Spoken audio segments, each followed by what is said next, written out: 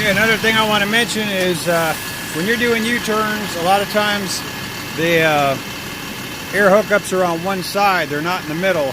So when you go to turn, it's better to turn with this side, turn along with this side instead of turning against it.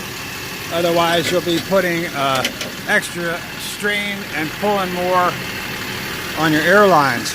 Then another thing with loaded trailers is if you're a jockey, you don't have, most of the time you don't have airbags to drop. Now the road tractors, a lot of times they'll use their airbags and they'll drop the landing gear.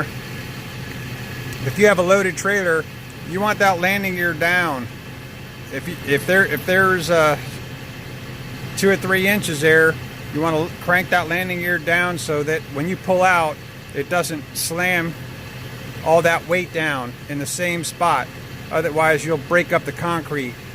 That's just another little tip with the loaded trailers that I wanted to mention, because that does damage concrete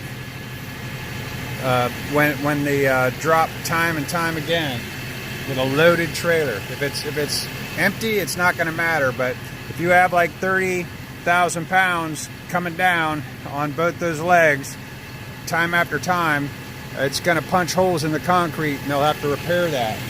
And once again, the airline's on one side, you're best to do your U-turn with the airline. So in this case you'd be turning a left. So that's the other tips for U-turn and landing gear.